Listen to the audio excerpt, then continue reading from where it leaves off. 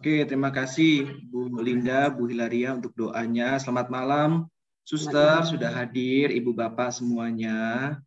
Saya akan share screen. Materi kita malam hari ini 1 Samuel, tetapi kita fokus pada tokoh Samuelnya, ya, sehingga pengajaran kita benar-benar dapat efektif membahas satu tokoh yang memegang peranan sangat penting.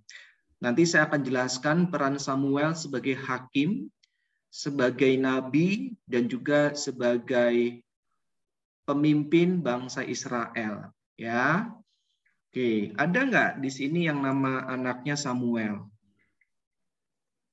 Nggak ada ya. Oke, teman-teman saya itu banyak menamakan anak-anaknya Samuel karena memang tokoh ini memegang peranan sangat penting dan juga namanya bagus ya, Samuel, Sam gitu ya panggilannya. Jadi mudah sekali untuk diingat. Ibu Bapak, kita lihat bersama-sama, ya anaknya Bu Hartini, Yabes katanya. Samuel itu anaknya Elkana, ya, seorang Lewi. Dapat kita baca nanti dalam 1 Tawarik 6 ayat 33 sampai dengan 38. Jadi nama bapaknya itu adalah Elkana. Tinggalnya di Efraim. Kita ingat ya, dalam pembagian 12 bagian tanah terhadap 12 suku Israel, yang nggak mendapat jatah itu adalah Yusuf dan Lewi. Ya, lalu 2 ini digantikan oleh anaknya Yusuf bernama Manase dan Efraim. Jelas ya Ibu Bapak ya. Jadi pembagiannya tetap 12. Ya, Allah memilih anak-anak Yusuf yaitu Manasye dan Efraim untuk menggantikan Lewi dan juga Yusuf dalam pembagian tanah. Nah, Samuel itu tinggal di wilayah Efraim.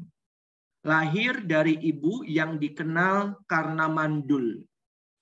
Ia diberi nama Samuel yang berarti Allah mendengar.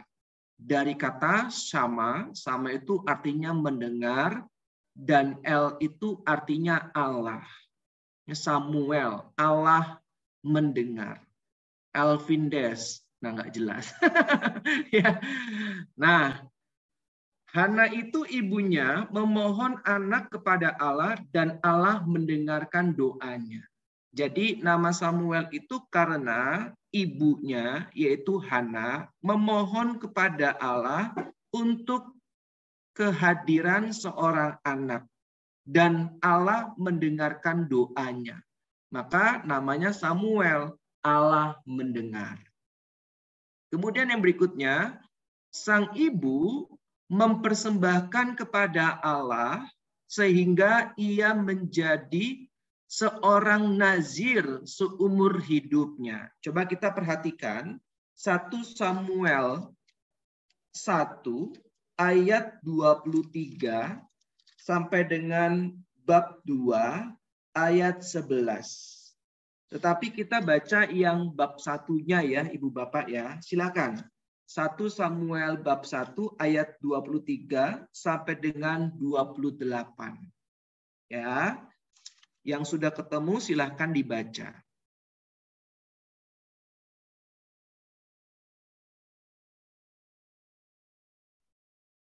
1 Samuel 1 ayat 23 sampai 28.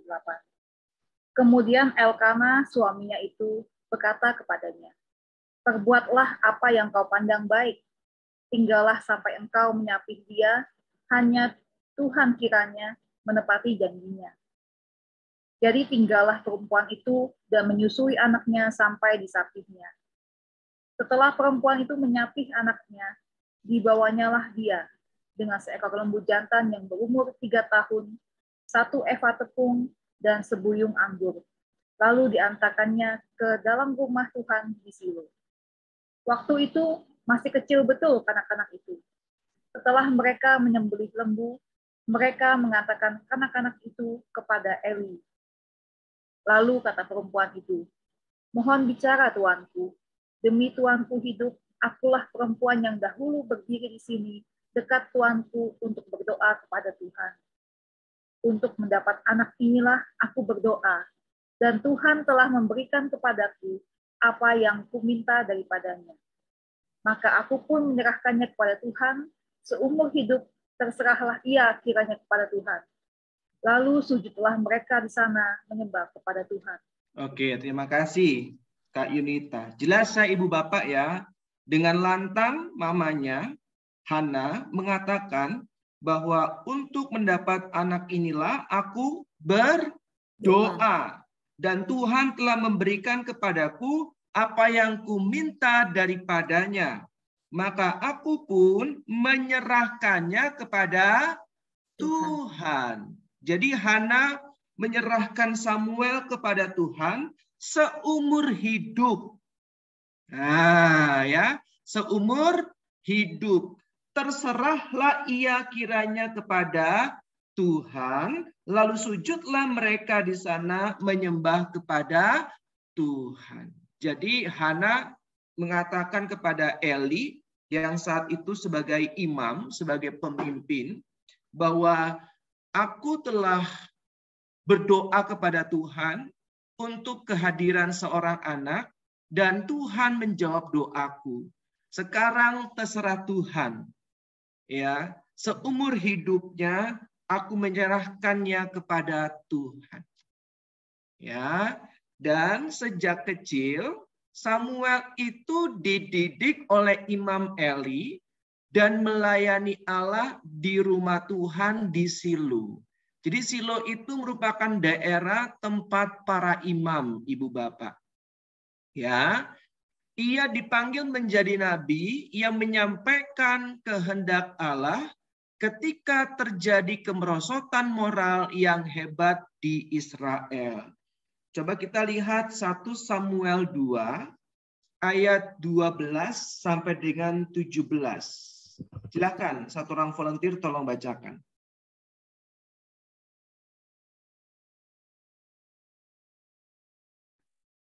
Adapun anak-anak lelaki Eli adalah orang-orang dursila. Mereka tidak mengindahkan Tuhan ataupun batas hak para imam terhadap bangsa itu.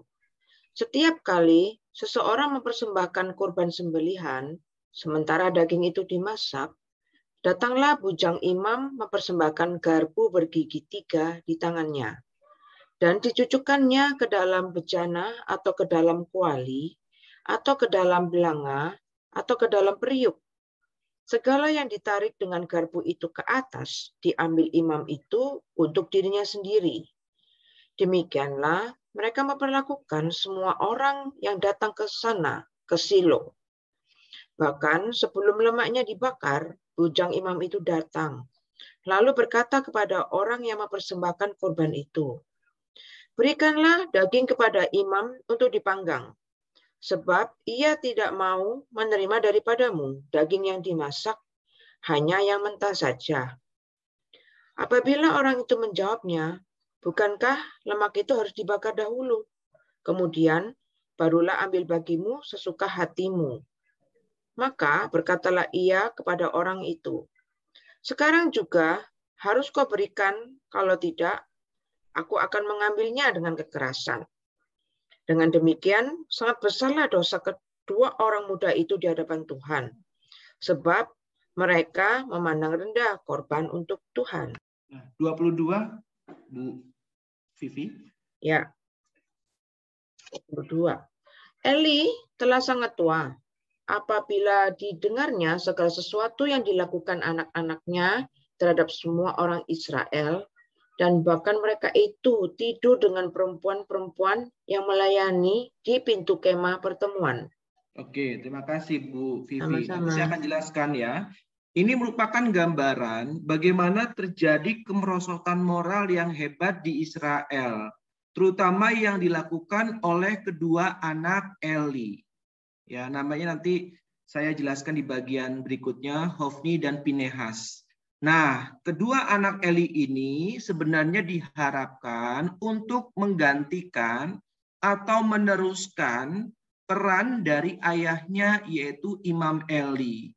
Tetapi barusan kita baca bahwa kedua orang muda ini membuat sebuah kejahatan.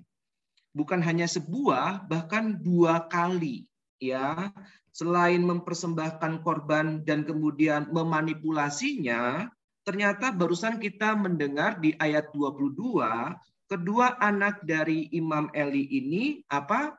Tidur dengan Tidur perempuan-perempuan dengan perempuan yang yang melayani di menjaga pintu pintu kemah pertemuan. kemah pertemuan. Jadi ini 2 perbuatan yang mengandung dosa yang sangat besar. Sehingga ini juga menyebabkan kemerosotan moral yang terjadi di Israel saat itu. Maka dari sinilah Samuel dipanggil. Nah, ya, untuk meneruskan, untuk menggantikan peran dari Imam Eli. Ibu bapak, Samuel ini merupakan hakim yang hidup setelah periode hakim-hakim dan persis sebelum periode kerajaan. Sehingga Samuel ini bisa dikatakan sebagai jembatan utama bagaimana bangsa Israel mengalami transisi dari zaman hakim-hakim sekitar 1200 sampai 1000 sebelum Masehi masuk ke dalam sistem kerajaan, yaitu dimulai tahun 1000 sebelum Masehi dengan raja pertama yaitu Raja Saul. Nah, makanya nanti setelah Samuel selesai diceritakan, nanti tokoh Saul yang lebih ditekankan. Meskipun nanti Samuel tetap muncul memberkati Raja Saul, ya, mengurapi dia sebagai raja yang pertama. Oke ya, jadi jelas ya Ibu Bapak ya, Samuel dipanggil karena saat itu ada kemerosotan moral yang hebat di Israel yang terjadi pada kedua anak dari Imam Eli, ya, yang telah memanipulasi korban bakaran dan juga yang telah tidur dengan perempuan yang menjaga pintu kemah pertemuan. Jadi 2 perbuatan yang mengandung dosa yang sangat besar, ya, yang diceritakan ya. Oke, berikutnya. Samuel menggantikan kedudukan Eli menjadi hakim yang bertindak sebagai pemimpin dalam bidang politik. Ingat nih, dalam bidang politik, ya, maupun keagamaan. Jadi perannya Samuel itu sebagai pemimpin. Hakim bukan untuk mengadili, tetapi hakim di sini adalah pemimpin. Semoga masih ingat ya pelajaran hakim-hakim.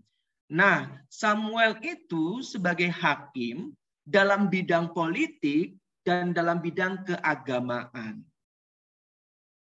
Kalau di Indonesia kan sekarang sebenarnya harusnya dipisah ya Ibu Bapak ya, politik dan agama. Tapi seringkali sekarang agama dipolitisasi demi kepentingan berbagai pihak.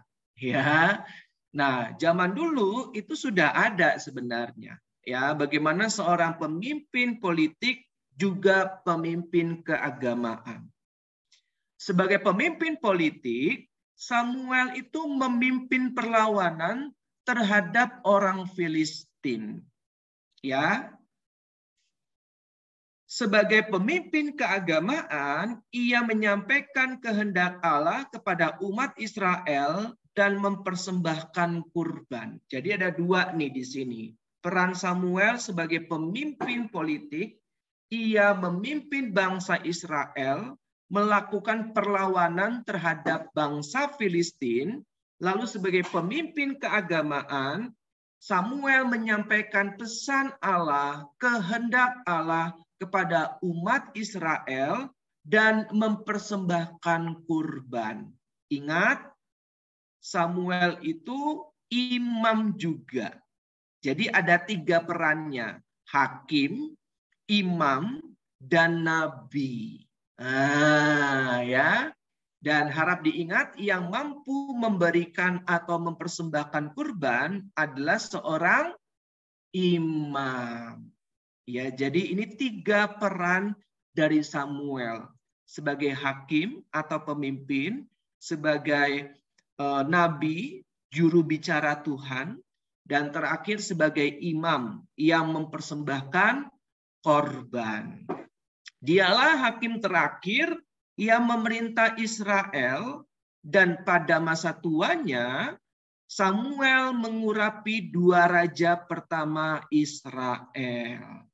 Jadi ingat, hakim terakhir adalah Samuel sebelum masuk ke dalam sistem kerajaan. Tetapi Samuel sendirilah yang mengurapi 2 raja pertama, yaitu Raja Saul dan Raja Daud.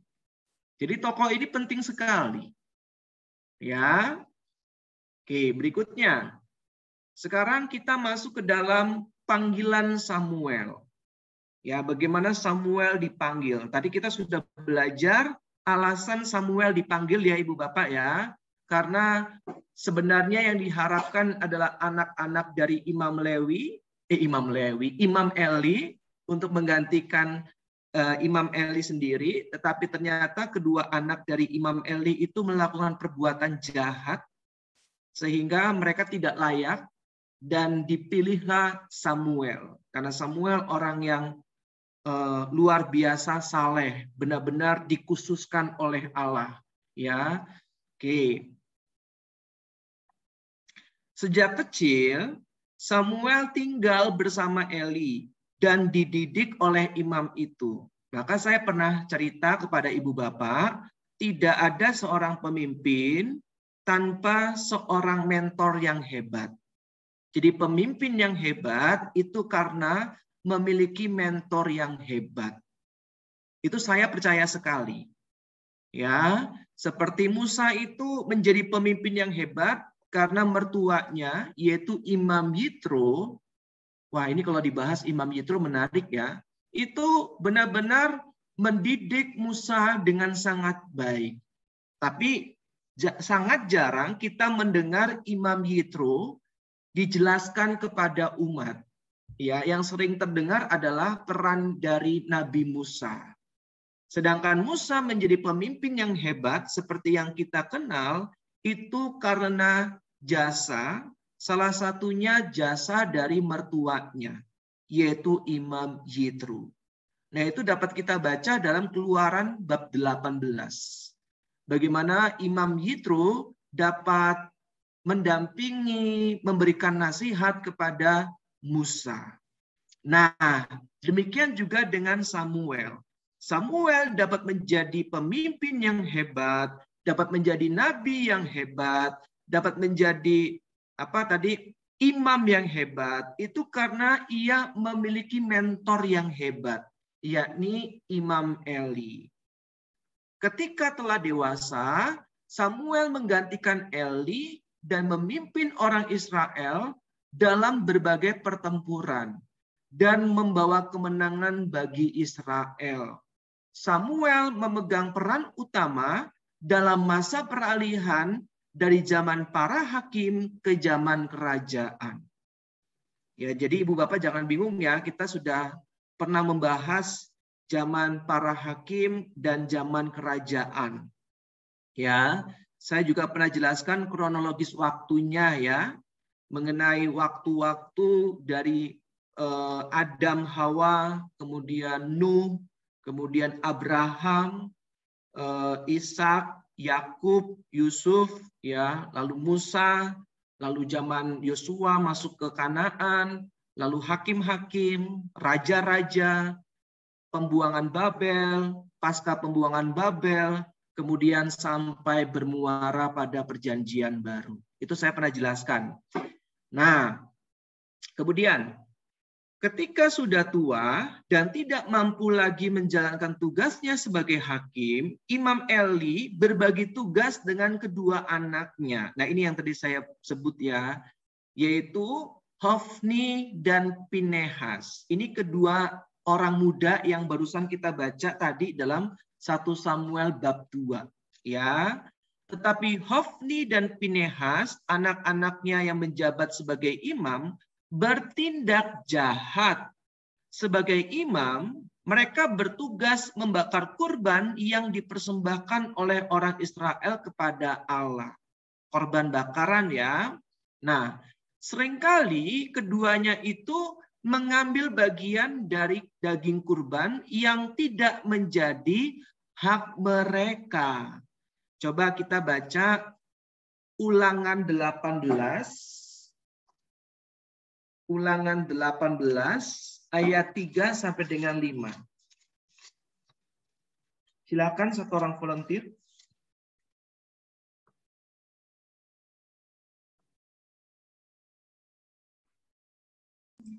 Inilah hak imam terhadap kaum awam, terhadap mereka yang mempersembahkan kurban sembelihan, baik lembu maupun domba, kepada imam haruslah diberikan paha depan, kedua rahang dan perut besar. Hasil pertama dari gandummu, dari anggurmu, dan minyakmu, dan bulu guntingan pertama dari dombamu, haruslah kau berikan kepadanya.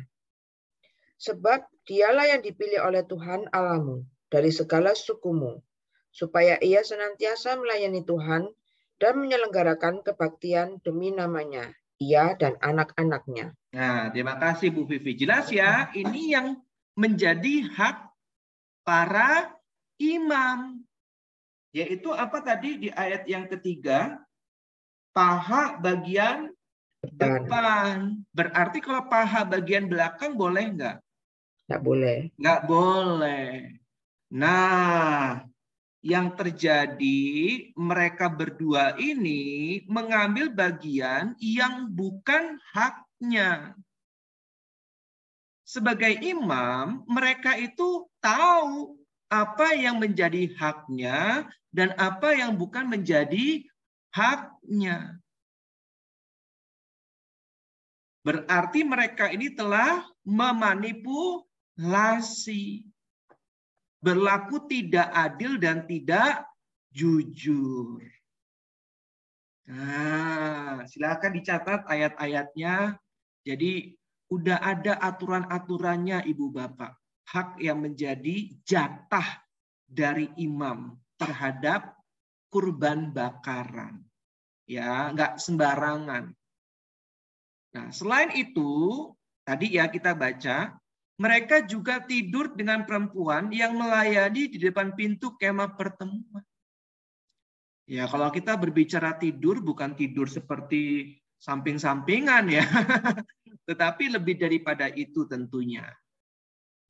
Eli memang sudah menegur mereka. Coba kita baca kembali lagi ke Samuel 2. 1 Samuel 2 ayat 22 sampai dengan 25. Eli telah sangat tua apabila didengarnya segala sesuatu yang dilakukan oleh anak-anaknya terhadap semua orang Israel dan bahwa mereka itu tidur dengan perempuan-perempuan yang melayani di depan pintu kemah pertemuan. Jadi Eli bapak mereka itu sudah tahu, sudah mendengar perbuatan mereka. Berkatalah ia kepada mereka, "Mengapa kamu melakukan hal-hal yang begitu? Sehingga ku dengar dari segenap bangsa ini tentang perbuatan-perbuatanmu yang jahat itu. Janganlah begitu anak-anakku. Bukan kabar baik yang ku dengar itu, bahwa kamu menyebabkan umat Tuhan melakukan pelanggaran." Nah, ini yang tadi dibilang kejahatan moral. Ya, menyebabkan umat Tuhan melakukan pelanggaran. Jika seorang berdosa terhadap seorang yang lain, maka Allah yang akan mengadili. Tetapi jika seorang berdosa terhadap Tuhan, siapakah yang menjadi perantara baginya? Tetapi tidaklah didengarkan mereka perkataan ayahnya itu, sebab Tuhan hendak mematikan mereka. Jadi kedua anak Imam Eli, yaitu Hofni dan Pinehas ini, tidak mendengarkan teguran ayahnya.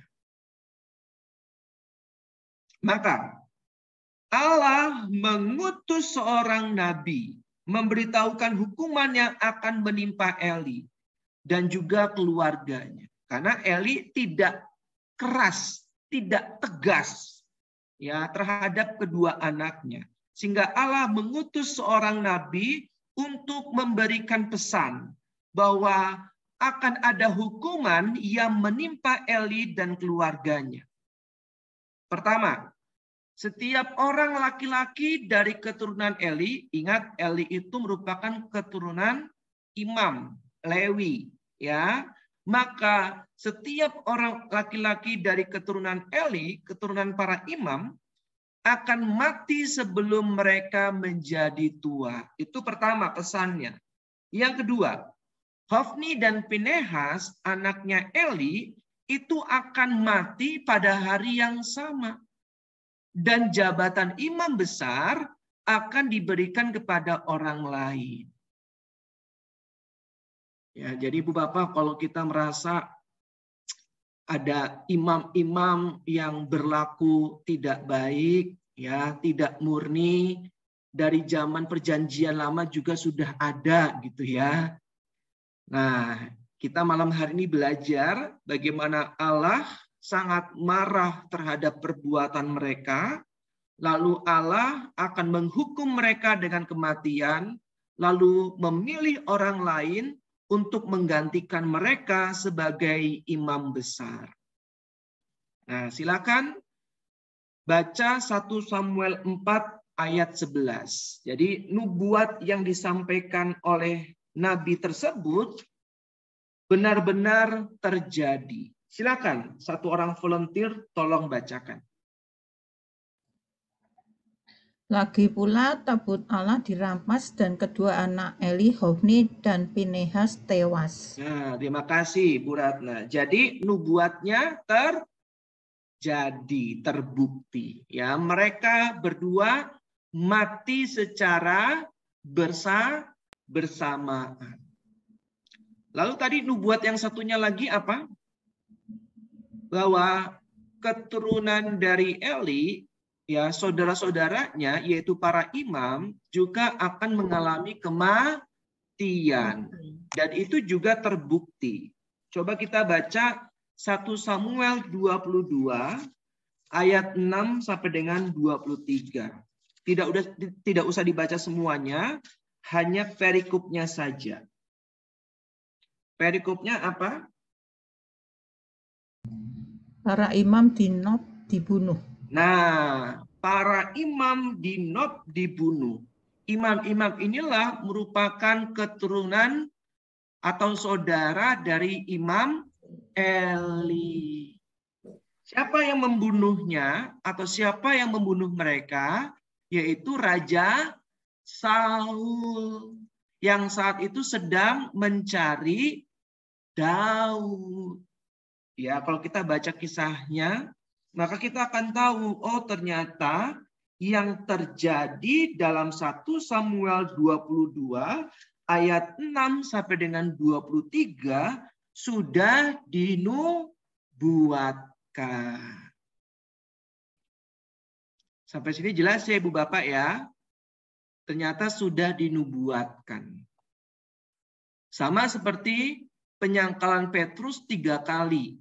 Itu sudah dinubuatkan oleh Yesus, ya kan? Atau kehancuran Yerusalem sudah dinubuatkan oleh Yesus, ya, bahwa tidak ada satu bata pun yang akan tersusun di atas batu yang lainnya.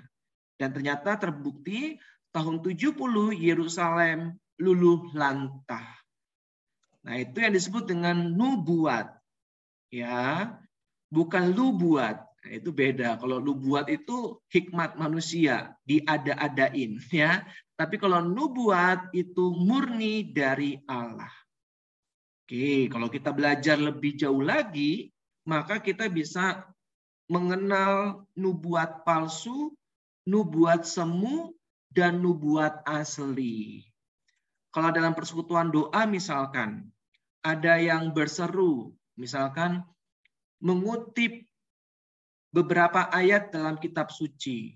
Tetapi carilah dahulu kerajaan Allah dan semua akan ditambahkan bagimu. Nah, itu yang disebut dengan nubuat semu. Itu tidak berasal dari Allah, itu berasal dari manusia. Ya, jadi kalau misalkan kita mendengar ada orang yang bernubuat, yang mengutip ayat-ayat dari kitab suci itu bukan nubuat asli, tetapi itu nubuat semu, ya, dari manusia. Boleh nggak? Boleh, ya. Yang tidak boleh adalah nubuat palsu. Nah, tetapi kita diminta untuk tidak berhenti pada nubuat apa tadi? Semi, ya.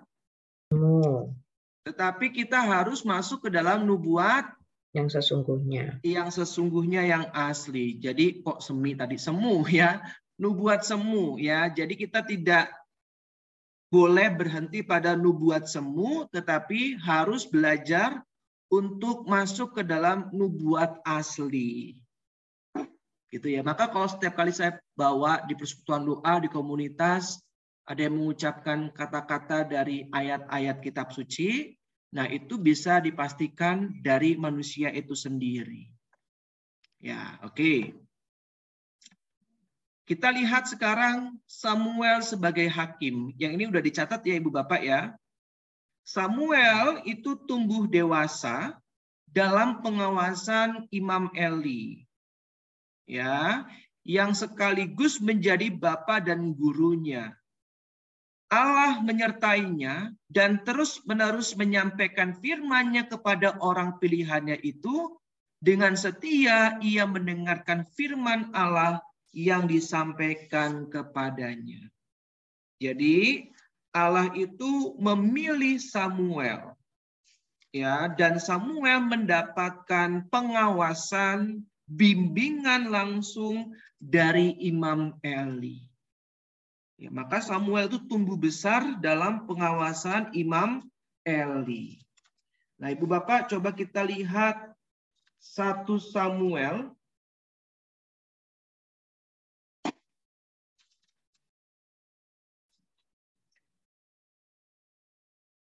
bab berapa nih? Oh, ini nih. Bab 3.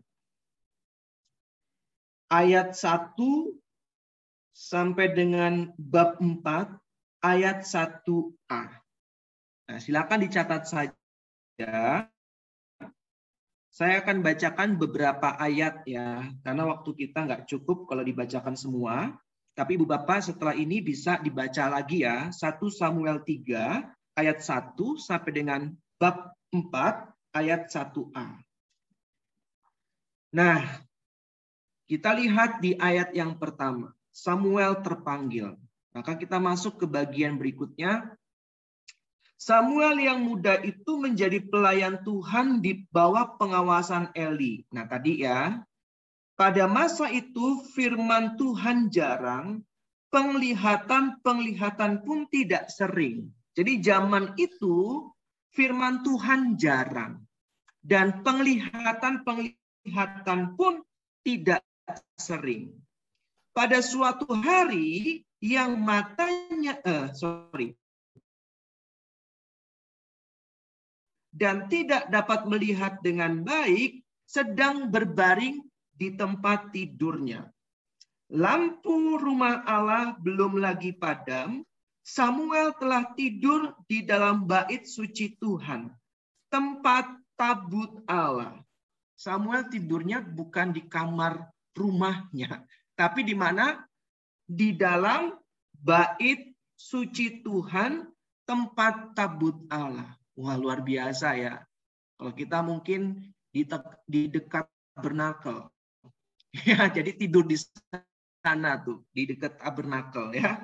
Nah, itu yang terjadi dalam pribadi Samuel. Tidur di dalam bait suci Tuhan, tempat tabut Allah.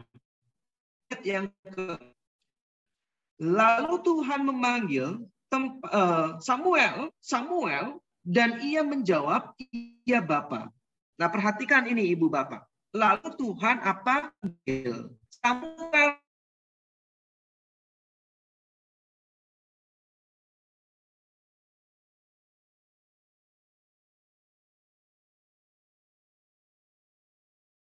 Eli berkata, aku tidak memanggil, tidurlah kembali. Lalu pergilah ia tidur. Ternyata Allah memanggil Samuel lagi 2 kali Samuel terbangun dan tanya lagi kepada Eli, "Bapak, apakah engkau memanggilku?" Lalu Eli bilang, "Tidak, pergilah tidur kembali." Nah, lalu yang terjadi yang ketiga kalinya, coba Ibu Bapak baca ayat yang ke-7. Ayat yang ke-7. Samuel belum mengenal Tuhan. Perhatikan ini, Samuel belum mengenal Tuhan. Maka karena Samuel belum mengenal Tuhan, maka Samuel tidak tahu suara siapakah yang memanggilnya. Paham ya Ibu Bapak ya? Karena Samuel belum mengenal Tuhan. Sehingga pada saat Allah memanggilnya, ia menyangka bahwa Eli yang telah memanggilnya. Nah, ini persis seperti kita. Kalau kita belum mengenal Allah, maka kita akan sulit mengetahui apakah itu suara Allah atau bukan. Jelas ya Ibu Bapak ya? Tapi kalau kita sudah mengenal Tuhan, maka kita akan dengan mudah mengetahui bahwa itu merupakan suara Tuhan. Maka kalau ada orang yang bertanya, bagaimana tahu itu suaranya Tuhan? Kita akan bingung menjawabnya.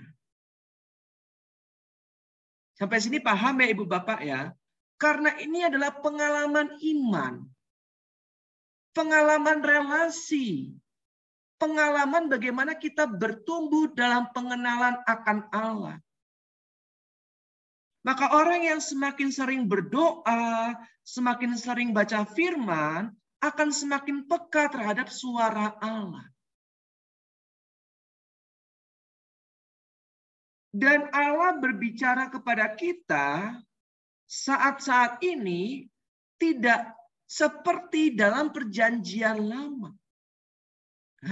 Ya, Allah berbicara kepada kita bisa melalui teman-teman komunitas, bisa melalui teguran-teguran dari sahabat-sahabat kita, atau bahkan nasihat-nasihat dari anak-anak kita.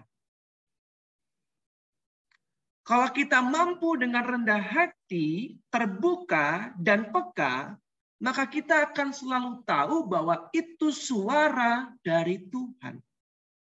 Tapi kalau hati kita diliputi oleh kesombongan, ketertutupan, sampai berbusa pun, kita tidak akan tahu bahwa itu suara dari Tuhan. Makanya Santa Teresia dari Kalkuta mengatakan, kalau Tuhan berbicara kepadamu, maka engkau akan tahu.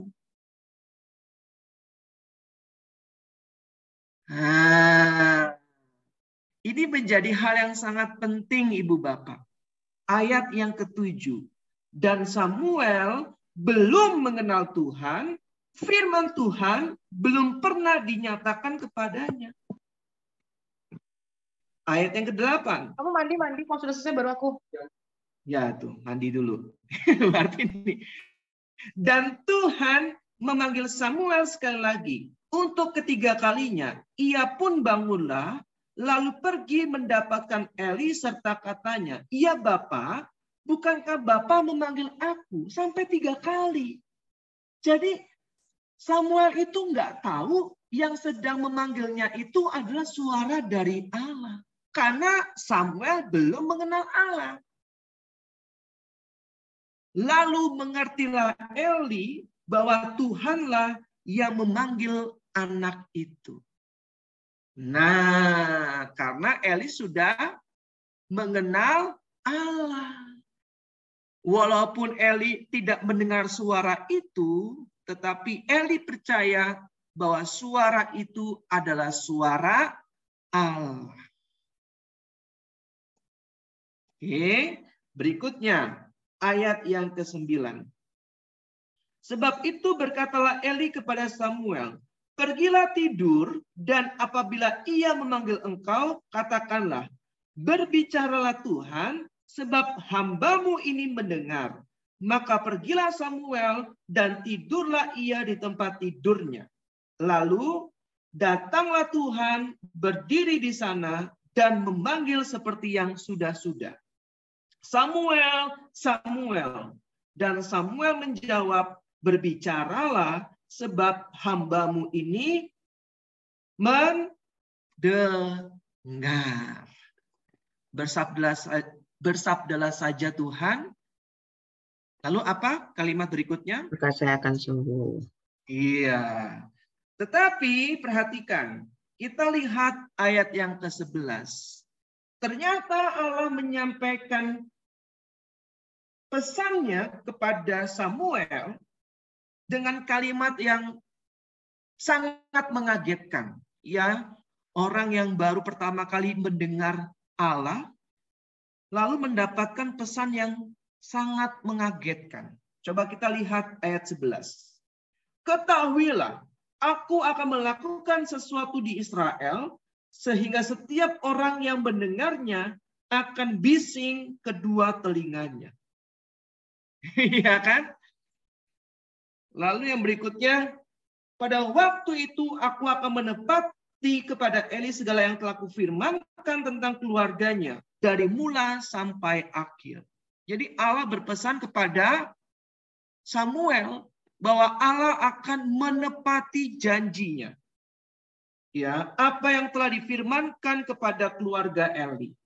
Sebab telah kuberitahukan kepadanya bahwa aku akan menghukum keluarganya untuk selamanya karena dosa yang telah diketahuinya, yakni bahwa anak-anaknya telah menghujat Allah. Kalau dalam perjanjian baru kita mengenal menghujat Roh Kudus. Hukumannya adalah kematian. Sama seperti perjanjian baru, menghujat Roh Kudus, hukumannya adalah tidak terampuni. Ya. Tetapi tentu pemahamannya berbeda ya Ibu Bapak ya, antara perjanjian lama, konsep dalam perjanjian lama dan konsep dalam perjanjian baru. Saya pernah jelaskan ya, definisi atau makna dari menghujat Roh Kudus itu apa.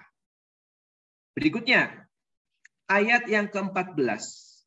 Sebab itu aku telah bersumpah kepada keluarga Eli bahwa dosa keluarga Eli takkan dihapuskan dengan korban sembelihan atau dengan korban sajian untuk selamanya.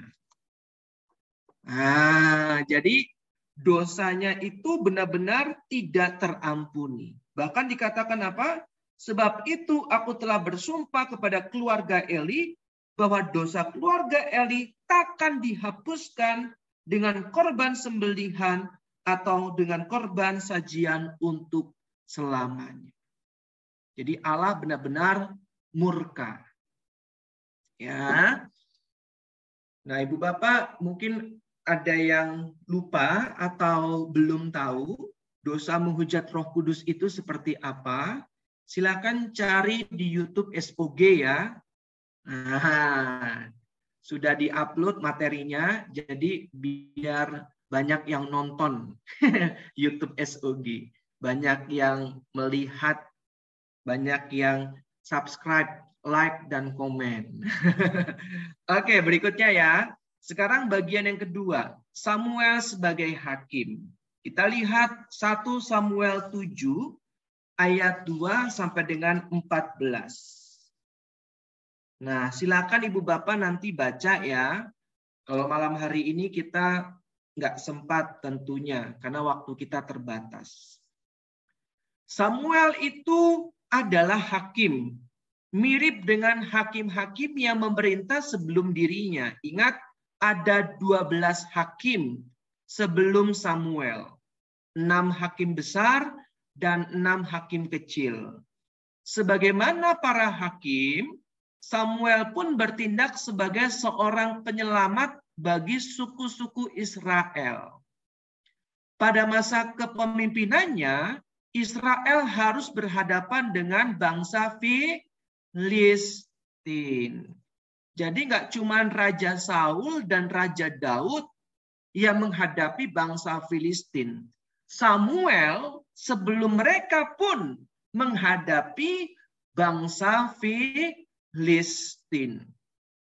Ya, Walau demikian, ada perbedaan yang menyolok antara Samuel dengan para hakim yang tampil sebelum dia. Jadi ada perbedaannya, Ibu Bapak. Ia menjadi penyelamat bagi Israel bukan dengan pedang, melainkan dengan doa. Nah, ini harus digarisbawahi. Ya. Jadi Samuel itu memimpin bangsa Israel melawan bangsa Filistin tidak dengan pedang, melainkan dengan doa. Nah, ini kalau kita mau kaitkan dengan peperangan rohani, kita misalkan mengadakan sebuah retret. Ya, maka kita berperang tuh, ya kan, memenangkan jiwa-jiwa agar mereka yang ragu untuk ikut retret boleh punya kepastian dan keyakinan mau ikut retret. Ya kan? Bagi mereka yang masih ragu-ragu, kita berdoa, berperang ya agar mereka mau dan akhirnya yakin, tidak ragu-ragu lagi untuk ikut retret. Lalu dalam sesi retret ada pagar doanya, berdoa agar tidak ada gangguan-gangguan sehingga sesi boleh berjalan dengan baik dan lancar. Nah, inilah juga peperangan. Bagaimana kita mau berdoa untuk memenangkan jiwa-jiwa. Jelas ya Ibu Bapak ya? Nah, ini penting untuk kita pahami bahwa peperangan itu bukan hanya yang kelihatan. Ya, antara satu kerajaan dengan kerajaan lainnya. Itu perjanjian lama. Ya, tapi dalam perjanjian baru kita bisa melihat bahwa Yesus berdoa bagi para muridnya agar mereka tidak terjatuh dalam dosa. Tidak tergoda terhadap bujuk rayu si jahat. Yesus berdoa untuk para muridnya agar terus setia dan bersatu seperti ia bersatu kepada Bapa atau di dalam Bapa. Itu dapat dibaca dalam Yohanes bab 17. Doa Yesus untuk para muridnya. Nah, itu juga bisa dikatakan bagaimana Yesus mau memenangkan jiwa-jiwa dari para muridnya. Ya, dengan mendoakan mereka. Maka jangan pernah menyepelekan kuasa doa. Contohnya lagi apa Ibu Bapak? Kehidupan Santo Santa yang sangat terkenal, yang akhirnya memenangkan jiwa seorang anaknya. Siapa? Monica. Iya, Santa Monica. Ya, bagaimana kita tahu bahwa Santa Monica itu berdoa untuk pertobatan suami dan anaknya. Akhirnya memenangkan nggak pertempuran itu, peperangan itu? Memenangkan. Bahkan Santo Agustinus anaknya menjadi salah seorang pujangga terbesar gereja. Uskup Hippo, Afrika Utara. Ya, jadi kita bisa belajar bagaimana ternyata doa itu memiliki kuasa yang hebat, yang dahsyat. Sampai sini jelas ya Ibu Bapak ya. Jadi kalau kita baca 1 Samuel 7 ayat 2 sampai dengan 14, Samuel itu mengalahkan bangsa Filistin tidak dengan pedang, tetapi dengan doa. Coba kita lihat ayat yang kelima. Satu orang volunteer tolong bacakan.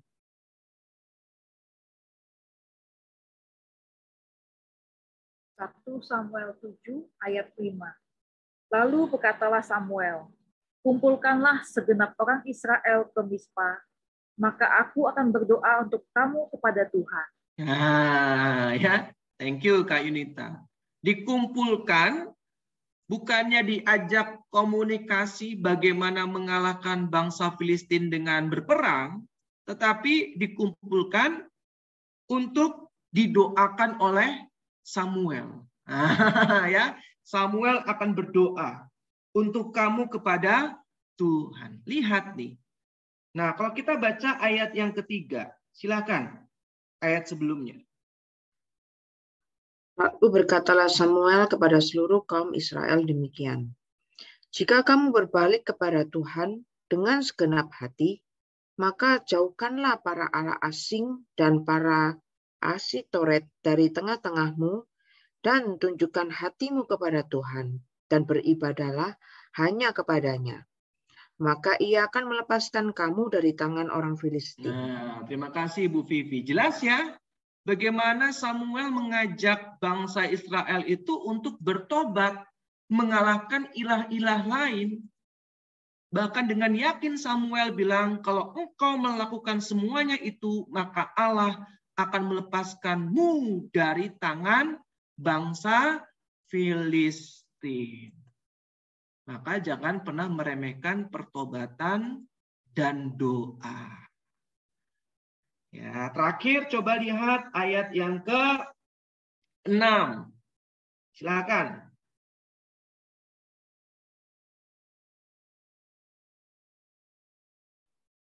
Satu Samuel 7 ayat 6. Setelah berkumpul di Mispa, mereka menimba air dan mencurahkannya di hadapan Tuhan. Mereka juga berpuasa pada hari itu dan berkata di sana, kami telah berdosa kepada Tuhan. Dan Samuel menghakimi orang Israel di Mispa. Oke, terima kasih Kak Yunita. Apa yang dilakukan oleh mereka? Berpuasa. Nah, jadi kalau ada yang tanya landasan biblisnya apa, kita perlu doa dan puasa untuk persiapan sebuah retret atau sebuah acara. Nah, ini bisa diangkat Ibu Bapak. Ya, kita mau sungguh-sungguh bertobat. Maka banyak kan kita para panitia itu sebelum acara besar datang ke ruang pengakuan dosa. Udah ngaku dosa belum? Nah, seringkali ditanya seperti itu, ya. Karena pertobatan itu penting. Yang barusan kita baca ya, ada pertobatan, ada doa, dan juga puasa. Ya, tapi bukan berarti kalau gitu, kalau nggak ada event, nggak ada acara besar, kita nggak perlu ngaku dosa dong. Ya salah juga cara berpikir demikian ya. Oke, sehingga kalau kita baca ayat yang ke-10, silakan satu orang tolong bacakan ayat 10.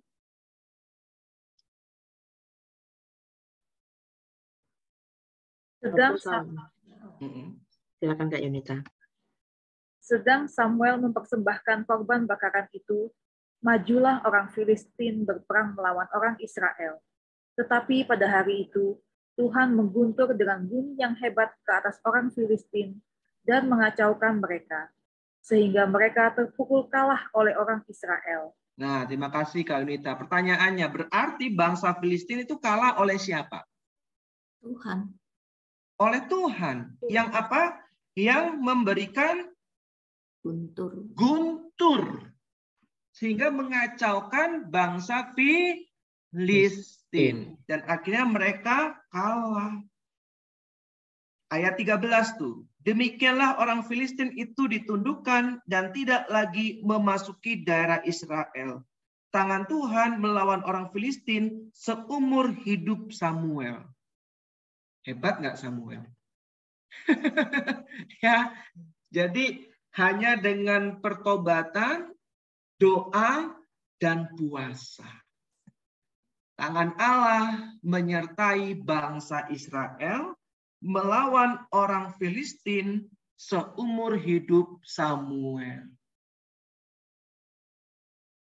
Nah, makanya nama Samuel itu banyak sekali ya di Indonesia. Ya, saya nggak tahu kalau di luar negeri ya. Karena memang tokoh ini punya peranan yang sangat penting. Ya, hanya sangat jarang untuk dikupas. Lebih banyak tokoh-tokoh seperti Elia, Musa, Yesaya. Kalau raja itu yang terkenal seperti Raja Daud, Raja Salomo. Ya, tetapi tokoh-tokoh seperti Samuel jarang dibahas. Oke ya. Oke, berikutnya kita lihat yang menjadi perbedaan dia dengan hakim-hakim yang lainnya. Hal lain yang membedakan Samuel dari para pendahulunya adalah bahwa selain bertindak sebagai seorang penyelamat atau hakim, Samuel juga bertindak sebagai seorang nabi atau imam dan imam.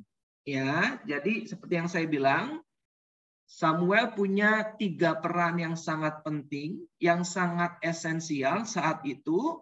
Selain menjadi seorang hakim, dia juga menjadi seorang nabi dan imam. Nah, Samuel juga dikenal sebagai kepala dari para nabi kepenuhan atau nabi ekstatis. Kita baca 1 Samuel 19 ayat 20. Silakan.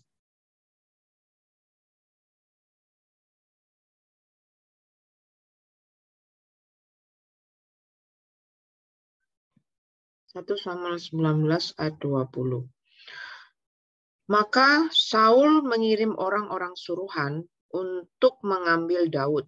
Tetapi orang-orang ini melihat sekumpulan nabi kepenuhan dengan dikepalai oleh Samuel.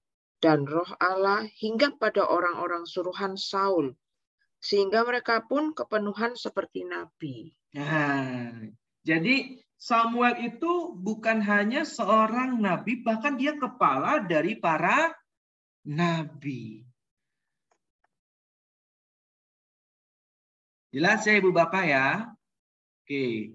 Sebagai nabi atau pelihat, ya, nabi ekstatis ya, ia dapat mengetahui kehendak Allah dan memberitahukannya kepada orang-orang yang datang kepadanya meminta petunjuk Allah. Bisa dibayangkan Ibu Bapak. Kita tadi baca 1 Samuel 3 mengenai panggilan Samuel. Saat itu kan dia belum mengenal Allah. Jadi dia tidak tahu itu suara Allah. Jelas ya Ibu Bapak ya. Tapi setelah ia mengenal Allah, karena dibimbing oleh Imam Eli.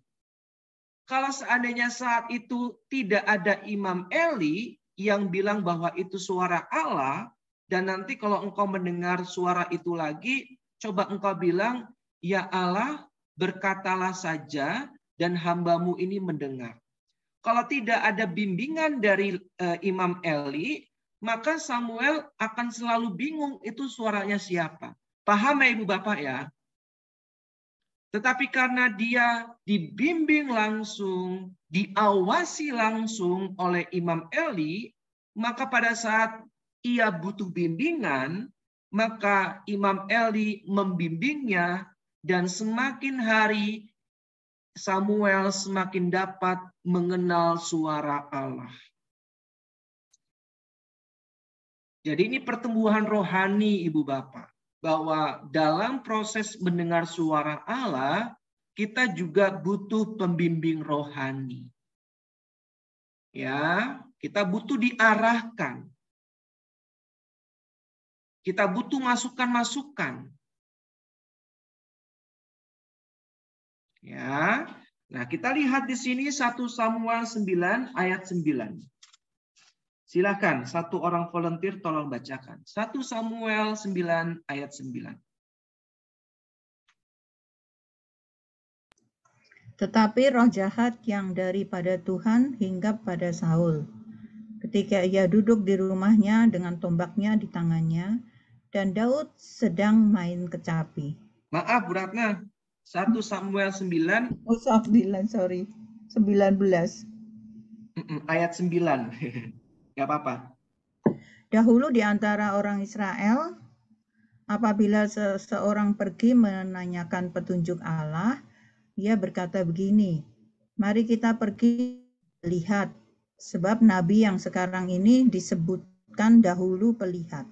Nah, jelas ya Ibu Bapak ya. Jadi sebagai nabi atau pelihat, ia dapat mengetahui apa yang menjadi kehendak Allah dan memberitahukannya kepada orang-orang yang datang kepadanya meminta petunjuk Allah. Kalau sekarang itu dikenal dengan sebutan apa ya Ibu Bapak ya? Ada nggak? Peramal. Senayang. Senayang. Ya kan? Ya, tapi tentu beda lah dengan nabi. Kalau nabi itu sungguh-sungguh berasal dari Allah. Ya, bukan meramal. Beda ya. Kalau meramal itu bisa terjadi, bisa juga tidak terjadi. Namanya juga ramalan, nggak pasti, ya kan? 50-50, ya kan? Tapi kalau nabi itu nubuat, udah pasti terjadi. Ya, sudah pasti terjadi. Itu nubuat. Maka tidak bisa disamakan dengan peramal atau cenayang, tidak bisa. Ya, itu nabi. Nah, sebagai imam, Samuel ini memimpin upacara kurban. Ingat, yang dapat membakar dan mempersembahkan kurban hanyalah imam.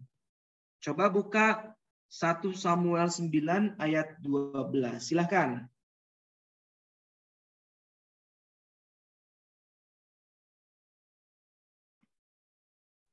Satu Samuel 9 ayat 12. Jawab gadis-gadis itu kepada mereka, "Ya, ada. Baru saja ia mendahului kamu. Cepat-cepatlah sekarang.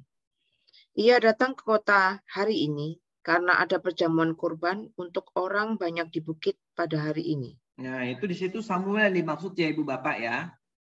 Oke, jelas ya. Jawab gadis-gadis itu kepada mereka, ya ada. Karena di ayat 11 itu, ketika mereka naik jalan pendakian ke kota itu, mereka bertemu dengan gadis-gadis yang keluar hendak menimba air.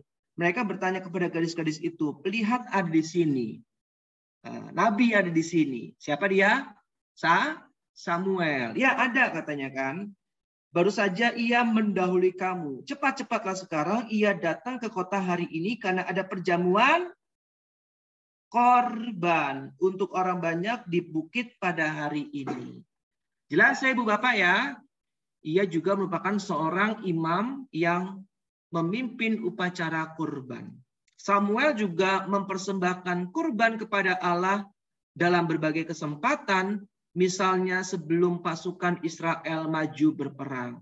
1 Samuel 13 ayat 8 sampai dengan 12. Ya. Itu merupakan tradisi bangsa Israel. Ya, sampai sekarang juga masih ada ya Ibu Bapak ya beberapa suku yang mau berperang itu mempersembahkan korban dulu. Iya kan? Kepada nenek moyang mereka atau leluhur mereka agar leluhur mereka memberkati mereka, menjaga mereka. Itu ada. Ya. Jadi zaman dulu itu pun ada. 1 Samuel 13 ayat 8 sampai dengan 12 ya. Bagaimana Samuel mempersembahkan korban kepada Allah dalam berbagai kesempatan, misalnya sebelum pasukan Israel maju berperang.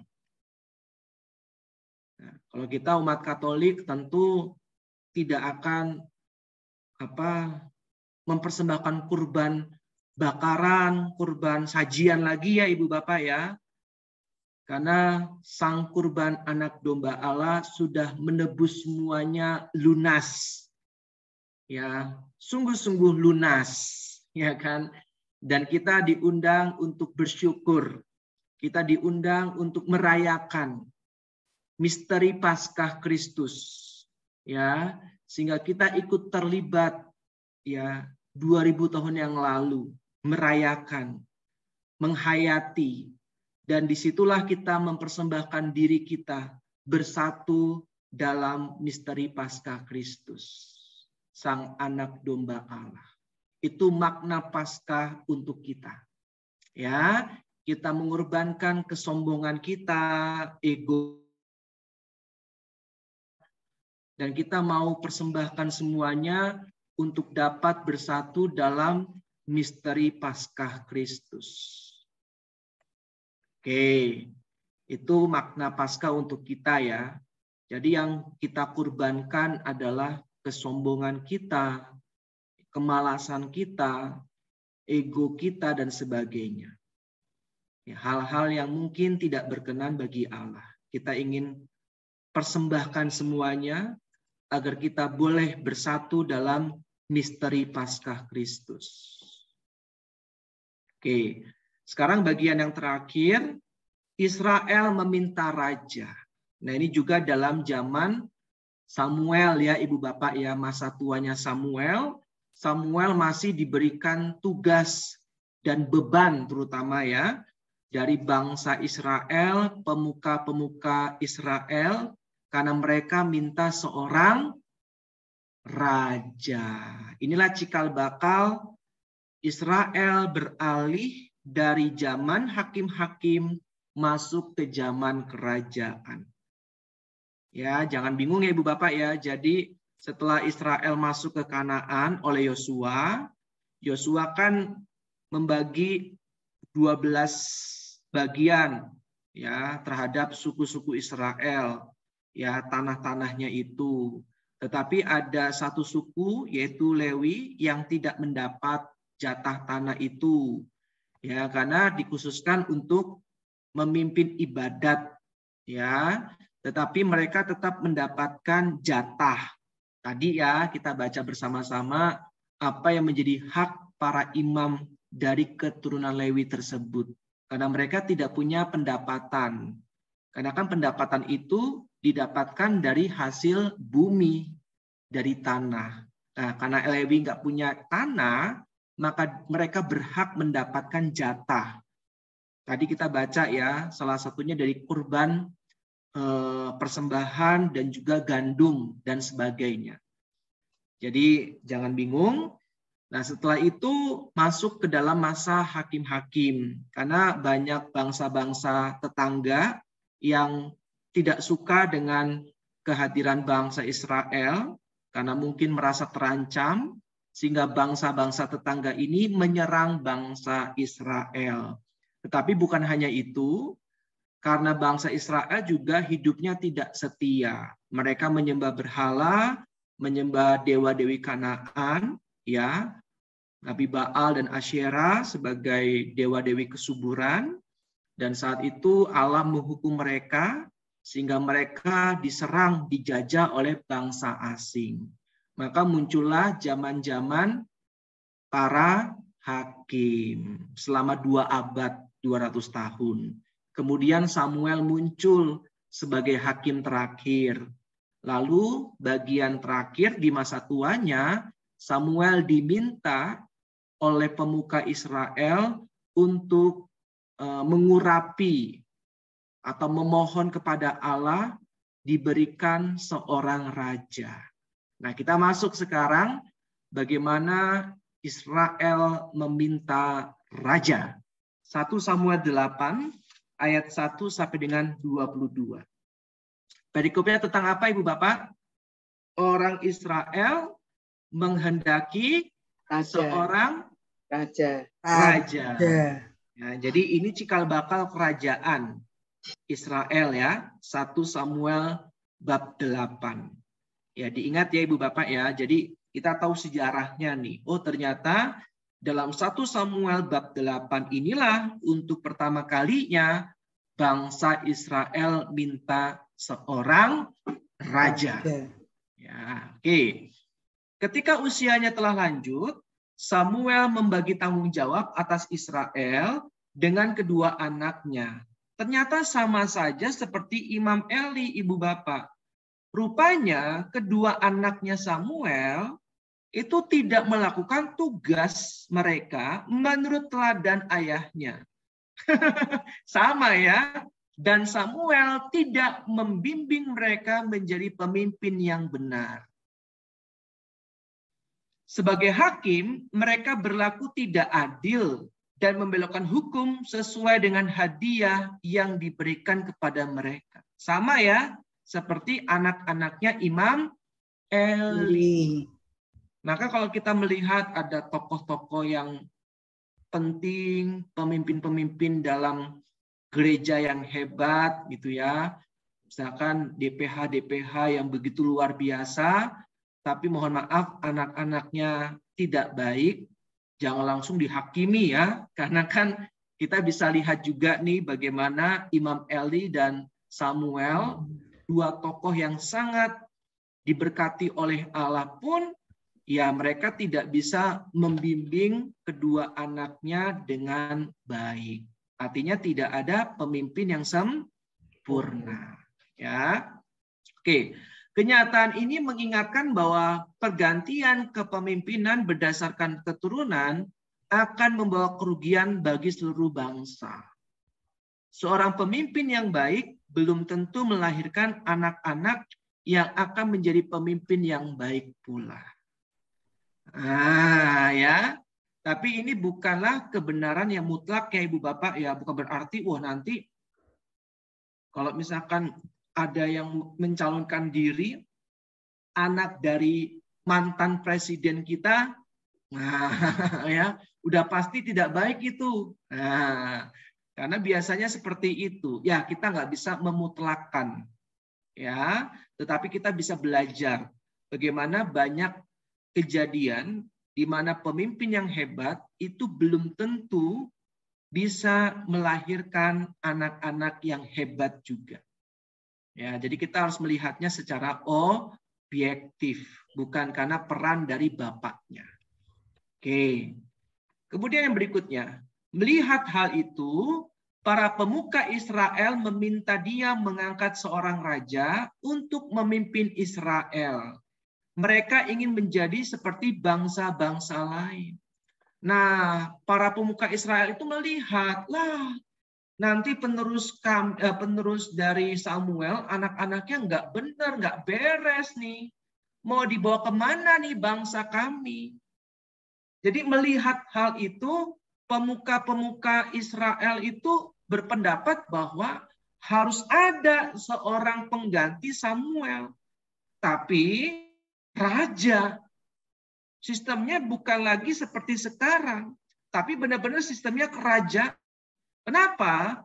Karena mereka melihat bangsa-bangsa lain itu sudah memiliki sistem kerajaan. Sehingga mereka terpengaruh dan mereka juga mau memiliki seorang raja. Nah, maka dikatakan sistem kerajaan itu sudah dikenal oleh orang Israel. Ada banyak raja dari banyak kerajaan di Kanaan. Jadi dalam Kanaan itu ada banyak kerajaan Ibu Bapak. Ya, seperti Adoni dan Bezek di Yerusalem. Ya, silakan nanti baca Hakim-Hakim bab 1 ayat 5. Ya, ada banyak kerajaan juga di Kanaan, ya, kerajaan-kerajaan kecil. Jadi bangsa Israel yang saat itu tinggal bersama dengan orang-orang Kanaan terpengaruh kan. Wah, mereka punya raja. Ya, tampaknya enak sistem kerajaan itu, punya raja, ya. Pride-nya ada, ya kan? Ada harga dirinya, ya kan? Rumput tetangga kan selalu lebih hijau. Ya. Kita melihat mungkin Singapura keren, negara maju sebagaimana kita lihat sangat-sangat maju, enak sekali, teratur, disiplin, luar biasa pokoknya. Tetapi belum tentu, ya kan? Itu yang kita lihat, ya kan? Mungkin juga bangsa asing, tetangga kita melihat, wah, Indonesia itu enak ya, berlimpah banget susu dan madunya, tanahnya subur, hasil panennya melimpah. Ya, apa-apa murah di sana. Ya, cobain, rasain di Indonesia gitu kan, baru tahu. Nah, itulah yang juga terjadi dengan bangsa Israel. Melihat bangsa lain, bangsa tetangganya, dan mereka terpengaruh. Karena mungkin merasa lebih enak dengan sistem kerajaan. Oke, ya Bu Ratna bilang tuh, banyak orang Indonesia tidak suka di Singapura karena terlalu disiplin. Ya kan? Dan banyak juga orang Singapura mungkin tidak suka di Indonesia karena tidak disiplin. Ya kan? Jadi ya itulah, karena kita selalu merasa rumput tetangga lebih hijau. Oke. Permintaan para pemuka Israel itu membuat Samuel kesal. Ia menganggap permintaan mereka bukan hanya sebagai ungkapan ketidakpercayaan terhadap dirinya, tetapi juga penolakan terhadap Allah sendiri. Jadi Samuel itu kesal, Ibu Bapak. Lah kok minta raja? Raja kita itu Allah sendiri. Dia kan yang memberikan kalian itu tanah. Kalau nggak ada Allah, kita itu nggak bakal memenangkan peperangan, pertarungan, pertempuran dengan bangsa Filistin. Yang tadi kita baca ya. Mereka lupa tuh bahwa dengan doa, puasa, dan pertobatan, mereka mampu mengalahkan bangsa Filistin. Itu karena Allah sebagai raja mereka. Lah sekarang kok minta raja? Jadi mereka lupa kebaikan Allah yang telah memenangkan pertempuran, peperangan melawan bangsa Filistin. Jadi sangat wajar kalau Samuel itu kesal dan marah. Nah, kedudukan sebagai raja Israel adalah milik Allah. Seperti yang pernah dikatakan Gideon. Coba baca Hakim-Hakim bab 8 ayat 23. Jelas ya Ibu Bapak ya. Jadi kalau kita tahu bahwa Raja Israel itu milik Allah. Bukan milik rakyat. Ya. Hakim-Hakim 8 ayat 23. Silakan. Hakim-Hakim 8 ayat 23. Jawab Gideon kepada mereka, aku tidak akan memerintah kamu dan juga anak akan memerintah kamu, tetapi Tuhan memerintah kamu. Nah, terima kasih Kak. Gideon anak-anak tidak akan memerintah kamu, tetapi Tuhan yang akan memerintah kamu.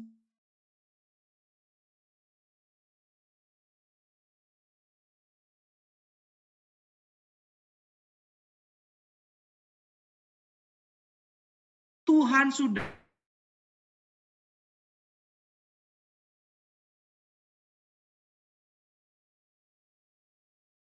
tetapi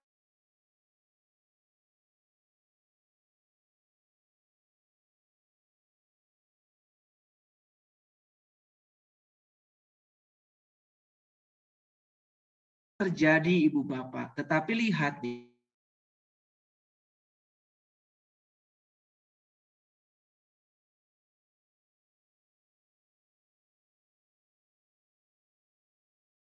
Dari Mesir. Jadi mereka itu memang disebut bangsa yang tegar tengkuk.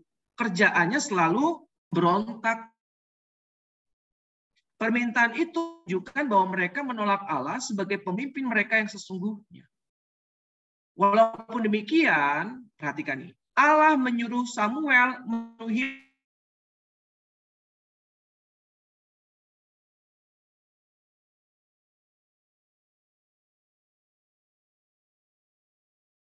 apa-apa Samuel, turuti permintaan mereka. Tapi ingat, kamu akan hukum raja semua untuk mengingatkan apa yang menjampak negatif dari sistem kerajaan. Nah, jika Allah kini menyetujui pengangkatan seorang raja, hal itu justru merupakan hukuman atau kutuk atas bangsa itu. Ini harap digarisbawahi Ibu Bapak. Jadi sebenarnya Allah setuju dengan pengangkatan seorang raja itu justru karena hukuman atau kutuk terhadap bangsa Israel. Nah, ya. Karena raja itu bukanlah milik rakyat. Raja itu adalah Allah sendiri. Ya.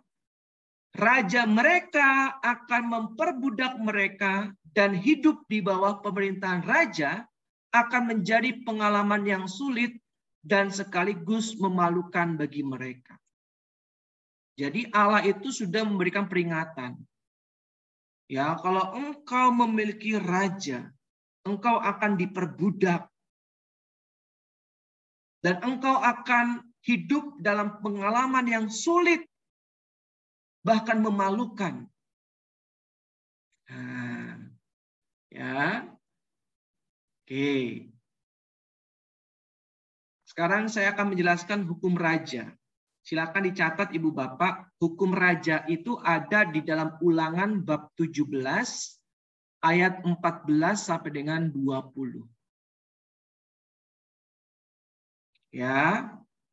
Ada 3 poin utama yang dapat kita tulis di catatan kita. Coba kita baca ya. Satu orang volunteer yang sudah ketemu, boleh tolong dibacakan.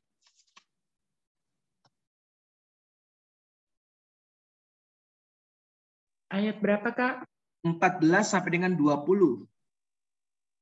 Apabila engkau telah masuk ke negeri yang diberikan kepadamu oleh Tuhan Allahmu, dan telah mendudukinya dan diam di sana, kemudian engkau berkata, aku mau mengangkat raja atasku seperti segala bangsa yang di sekelilingku.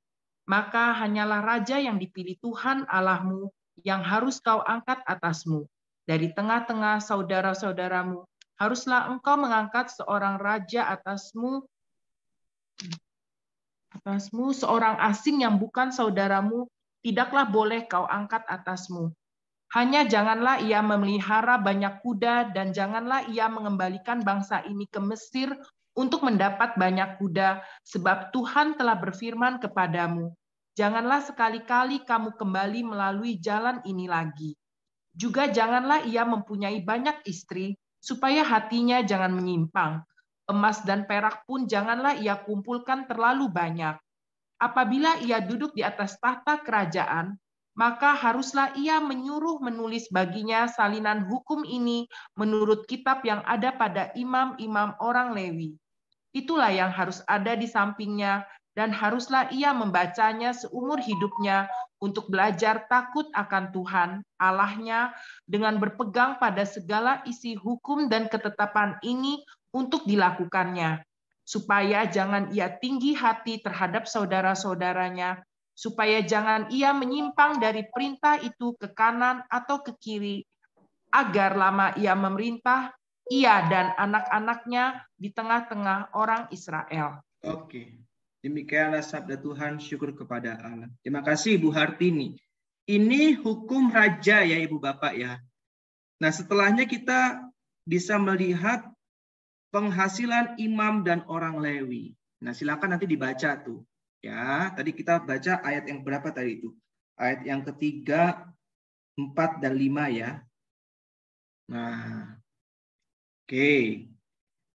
Sekarang kita lihat apa yang menjadi poin-poin utama seandainya seorang raja dari bangsa Israel diangkat.